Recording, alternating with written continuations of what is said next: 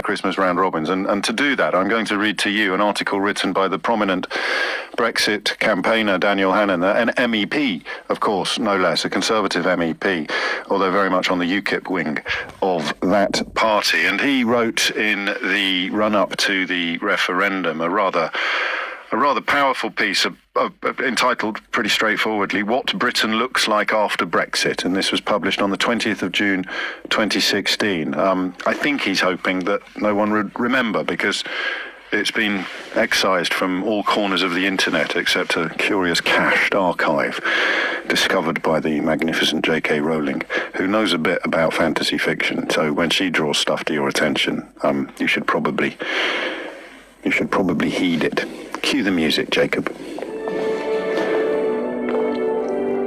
It's the 24th of June 2025, and Britain is marking its annual Independence Day celebration. As the fireworks stream through the summer sky, still not quite dark, we wonder why it took us so long to leave. The years that followed the 2016 referendum didn't just reinvigorate our economy, our democracy, and our liberty. They improved relations with our neighbours. The United Kingdom is now the region's foremost knowledge-based economy. We lead the world in biotech, law, education, the audiovisual sector, financial services and software. New industries from 3D printing to driverless cars have sprung up around the country. Older industries too have revived as energy prices have fallen back to global levels. Steel, cement, paper, plastics and ceramics producers have become competitive again. The EU, meanwhile, continues to turn inwards, clinging to its dream of political amalgamation as the euro and migration crises worsen. Its population is aging, its share of world's GDP shrinking, and its peoples protesting. We have the most comprehensive workers' rights in the world, complains Jean-Claude Juncker, who has recently begun his second term as president of the European Federation. But we have fewer and fewer workers.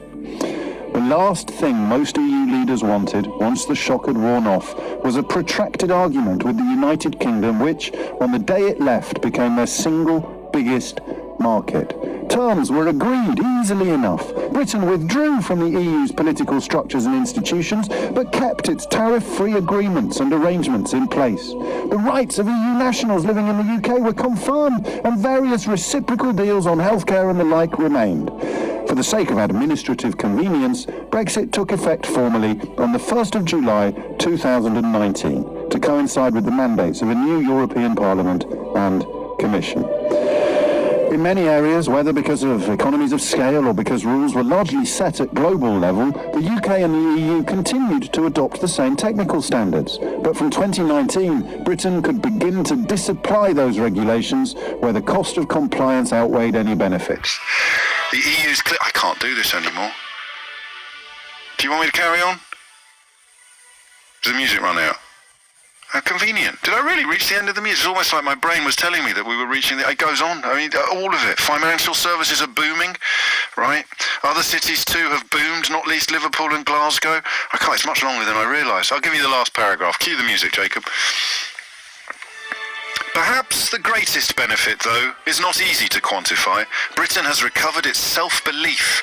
As we left the EU, we straightened our backs and our bananas, looked about us and realised that we were still a nation to be reckoned with. The world's fifth economy, already gone down, mate, and fourth military power. One of 5 members on the UN Security Council, just lost our seat on the justice equivalent, though, and a leading member of the G7 and the Commonwealth. We recalled, too, that we were the world's leading exporter of soft power, that our language was the most widely studied on Earth, that we were linked by kinship and migration to every continent and archipelago. That's good migration, that's not the bad stuff.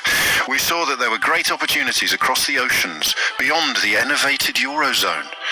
We knew that our song had not yet been sung.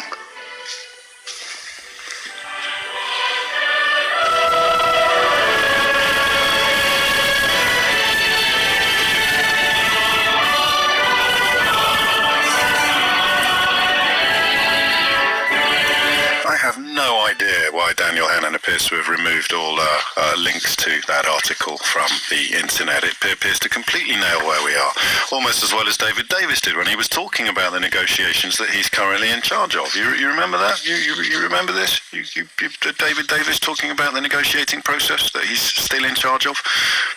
We'd be better off